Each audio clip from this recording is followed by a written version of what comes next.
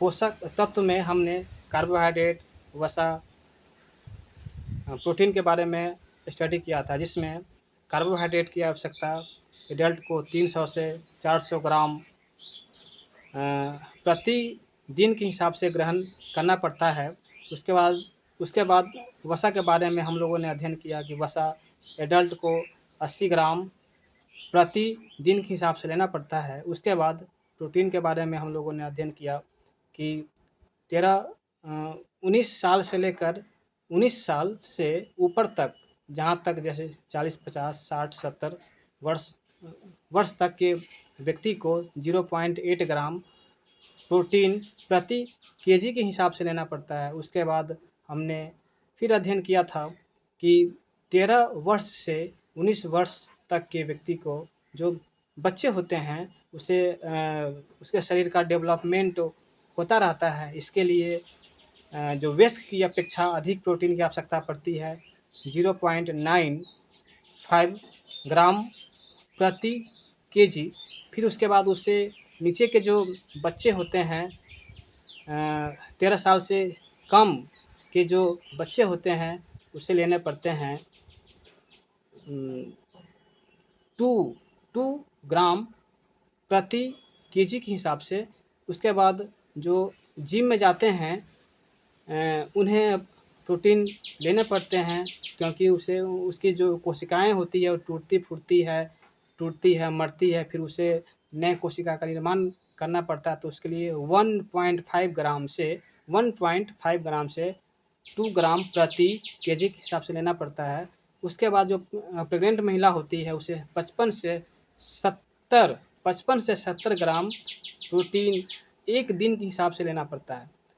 अब हम एक दिन, न कि केजी, क्योंकि जो प्रेग्नेंट महिला होती है उसे 55 से 70 ग्राम प्रोटीन एक दिन में लेना पड़ता है। ठीक है, सिर्फ इसमें यहाँ पर केजी की बात नहीं हो रही है। हाँ, केजी की बात किस में हुई थी? जो 19 वर्ष से अधिक के लिए, 13 से 19 वर्ष के लिए, फिर 13 वर्ष से कम के लिए, उसके बाद जो जिम में जाते हैं उसके लिए, उसमें केजी के हिसाब से बात हो रही थी। लेकिन जो प्रेग्नेंट महिला है उसके लिए 55 से 70 ग्राम प्रोटीन की आवश्यकता प्रतिदिन के हिसाब से उसे लेनी पड़ती है। तो आइए अब हम इसके बारे में हम लोग जानने की कोशिश करते हैं। जो भोजन का सबसे महत्वपूर्ण भाग होता है, जिसका नाम है कार्बोहाइड्रेट, इसमें हमारे शरीर में जितनी भी ऊर्जा है उसमें 70% ऊर्जा, 60 से 70% ऊर्जा हमें कार्बोहाइड्रेट से ही मिलती है। तो आइए कार्बोहाइड्रेट के बारे में जानते हैं, इसके अवयव के बारे में जानते हैं, इसे कितने भागों में बांटा गया है उसके बारे में जानने की कोशिश करते हैं। तो देखिए, कार्बोहाइड्रेट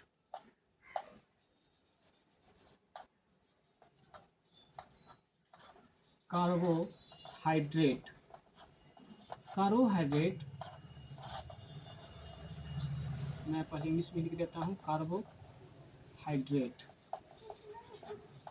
कार्बोहाइड्रेट में क्या है?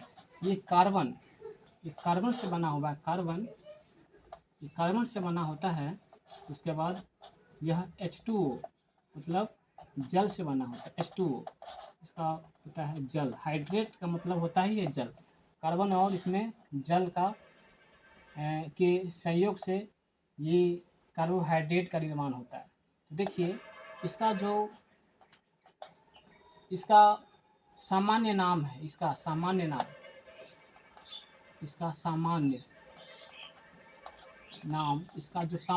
होता है। कार्बोहाइड्रेट तो इसका नाम है ही, इसका एक और नाम होता है जो मैं यहाँ पर लिख रहा हूँ, उसका नाम शुगर, शर्करा इसे हिंदी में लिखते हैं, और इंग्लिश में लिखते हैं शुगर। इंग्लिश में इसका नाम शुगर होता है। तो कार्बोहाइड्रेट कार्बन और जल से मिलते हैं। अब देखिए, इसका जो सामान्य सूत्र होता है, किसका? कार्बोहाइड्रेट का सामान्य सूत्र होता है CH3 CnH2nOn। n का मतलब होता है संख्या। यदि यहाँ पर 6 रहेगा तो C6 हो जाएगा, और H2 इंटू 6 करेंगे तो 12 हो जाएगा, उसके बाद O6 हो जाएगा। जैसे यदि हम यहाँ पर लेते हैं n इजकल टू 6, तो इसका फॉर्मूला क्या निकलेगा, इसका n की जगह पर 6 हो जाएगा। उसके बाद H2 6 2 जा 12, मतलब 6 दूना 12, 6 दूना 12, उसके बाद O6, तो C6H12O6। कभी कभी तो इसे बोलते हैं हेक्सा, इसका नाम है क्या, हेक्सा, हेक्स लिखकर उसके बाद OSE, हेक्सोज इसमें लिखना पड़ता है, हेक्सोज। क्योंकि देखिए ये जो कार्बोहाइड्रेट का विभिन्न रूप है जो आगे हम पढ़ेंगे उसमें ये सभी का काम आएगा, ठीक है।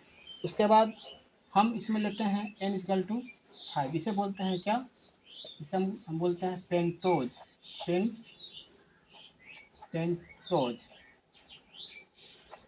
पेंटोज पेंटोज पेंटोज का अर्थ हुआ 5। तो यदि 5 आ जाए तो इसको हम कैसे लिखेंगे, C5H, 5 2 जा 10, 5 2 जा 10, 2 इंटू 5, 5 2 जा 10, उसके बाद O उसमें हो जाएगा 5। तो इस प्रकार से हमें इसमें लिखना पड़ता है। उसके बाद यदि ये कुछ उधर चला गया, इसे बोलते हैं पेंटोज, इसका इस्तेमाल बाद में होगा।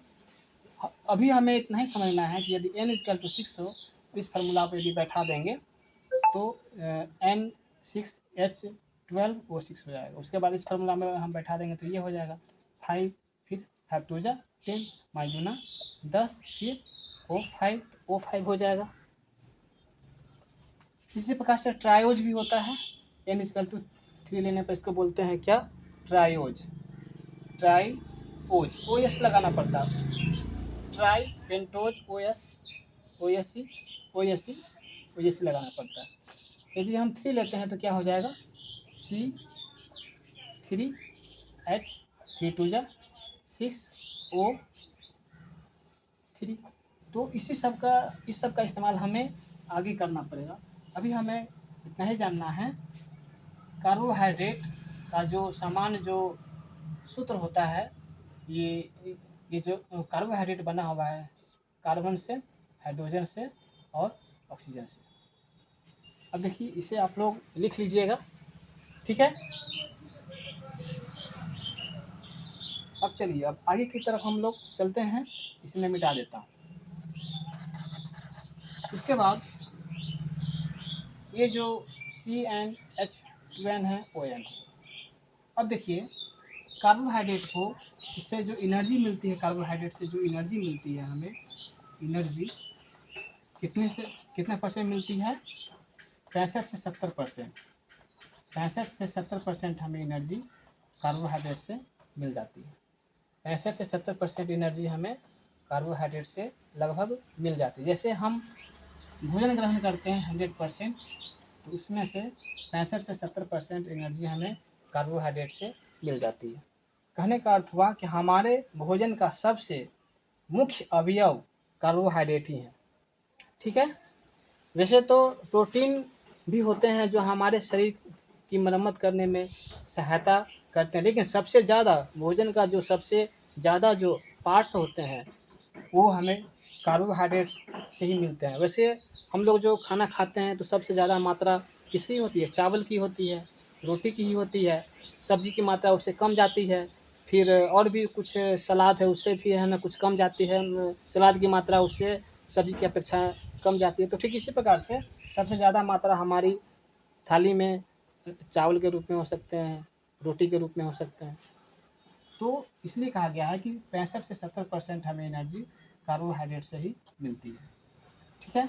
चलिए उसके बाद 30% एनर्जी हमें सलाद से, दाल से, वसा से, तेल से संबंधित या फल खाने से हमें इसमें जो 30% जो एनर्जी बचती है इसमें हमें फल से मिल जाते हैं।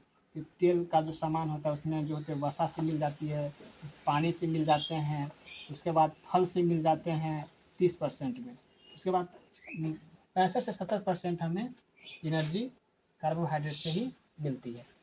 तो ठीक है, उसके बाद इसे लिख लीजिएगा।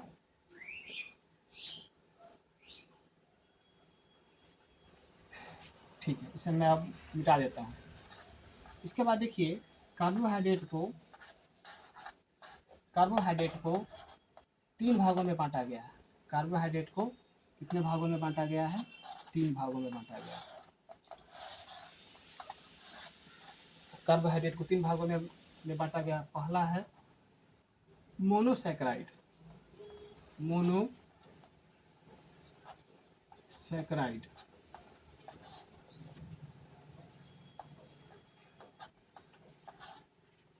दूसरा है ओलिगो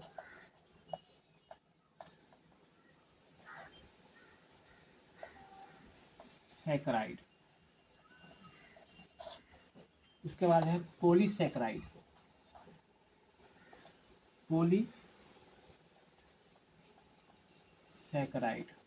इसकी कोई हिंदी नहीं होती है, इसे कहते हैं मोनोसैकराइड।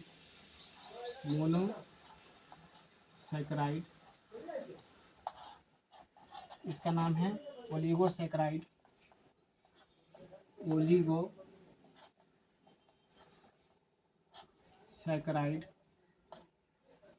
इसका नाम है पॉलीसैकराइड। कार्बोहाइड्रेट किससे मिलती है?